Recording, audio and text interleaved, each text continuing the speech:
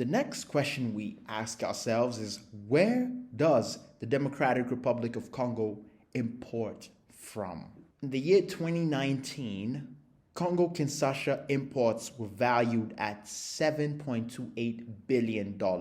In that year, less than 20% of Democratic Republic of Congo imports were made in raw materials. 20% of Congo-Kinshasa imports were made in machinery. As is typical of countries with low productivity and relatively open trade regimes, the Congo-Kinshasa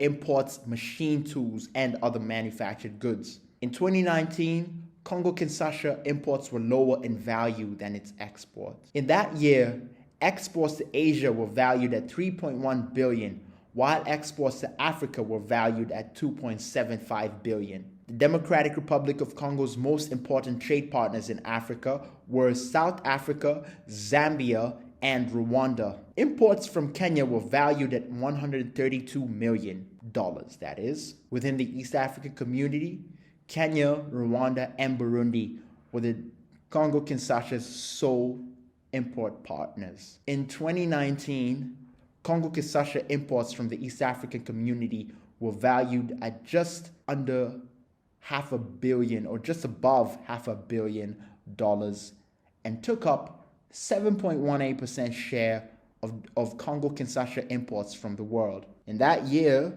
the only East African countries to make exports to the Democratic Republic of Congo were Burundi, Rwanda, and Kenya. At least 60% of Burundian exports to the Democratic Republic of Congo were made in processed or manufactured goods. While not the most important character of this trade, machines and textiles did feature in Burundian imports to the Congo-Kinshasa. In 2019, Rwanda was the Congo-Kinshasa's most important East African community trading partner. In that year, refined petroleum, processed foods, and textiles made up more than 50% of Rwandese exports to the Congo-Kinshasa. Raw materials were not a strong feature of Congo-Kinshasa imports from Rwanda. If these processed and manufactured goods have their origin in Rwanda, Congo-Kinshasa imports from Rwanda make a contribution to Rwandese industrial growth. In 2019, Kenya was the Congo-Kinshasa's most important trading partner. The value of imports from Kenya and Rwanda eclipsed imports from Burundi, the Democratic Republic of Congo's only other East African community trading partner. In that year, processed foods made up more than 18% of Congo-Kinshasa imports from Kenya. Congo-Kinshasa's most important imports from Kenya were made in processed foods, chemical products, metals, and refined minerals. If these processed and manufactured products have their origin in Kenyan factories, then it follows that Congo-Kinshasa imports make a contribution to Kenyan industrial growth and development. In the year 2019, the greatest share of Congo-Kinshasa imports from Kenya and Rwanda were made in processed and manufactured goods. Burundi's exports to Congo-Kinshasa were eclipsed by exports made by Kenya and Rwanda to Congo-Kinshasa. Of all the East African community states, Rwanda was the Congo-Kinshasa's most important import partner. In per capita terms, Congo-Kinshasa imports from Rwanda were of greater importance than imports made from Kenya.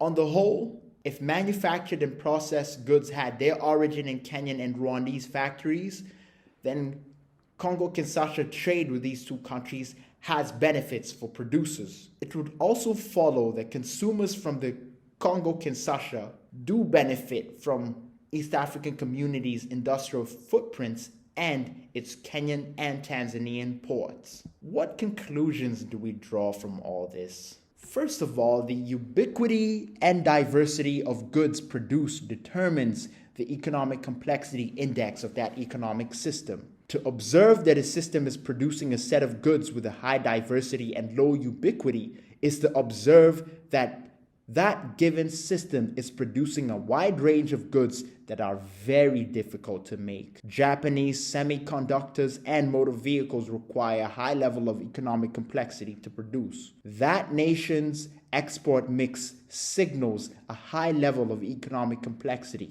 On the other hand, Congo-Kinshasa is one of the least productive countries in the world and the East African region. If capital accumulation and the free movement of factor inputs is driven by the integration process, the entry of Congo-Kinshasa into the East African community could result in a Congo-Kinshasa contribution to the community's industrial base, a net positive contribution. Finally, import and export relations with the East African community are relatively weak when compared to the African continent's eastern and southern regions.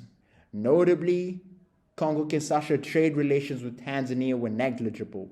This is despite the fact that Tanzania is the East African community nation with which the Democratic Republic of Congo shares the longest border. The forces of demand and supply are not determined by shared borders alone. In the year 2019, South Africa was Congo-Kinshasa's most important African import partner. The composition of goods imported from South Africa were more sophisticated or economically complex than any East African community country could offer. This seems to suggest that Congo-Kinshasa entry into the East African community is unlikely to offer great goods export opportunities for the region. Equity Bank and Safaricom's respective forays into Congo-Kinshasa and Ethiopia respectively suggest that there is scope for export in services not present in the Congo-Kinshasa. Financial intermediation and telecommunications are just two areas that are likely to benefit from Congo accession into the East Africa community. Transport and retail services are two other sectors that may grow in the tide of Congo-Kinshasa accession. Importantly, the policy harmonization that begins with and follows the accession process may have a positive effect on the evolution of service exports. Additionally, some states owe their import and export values to the fact that they serve as a point of transit for international goods with a different final destination. Kenya and Tanzania stand to benefit from Congo-Kinshasa stability and economic growth by providing ports on the eastern seaboard to service that nation's import and export demand. In the year 2019, the East African community was not an important trade partner for the Congo-Kinshasa. Congo-Kinshasa trade with the East African community was eclipsed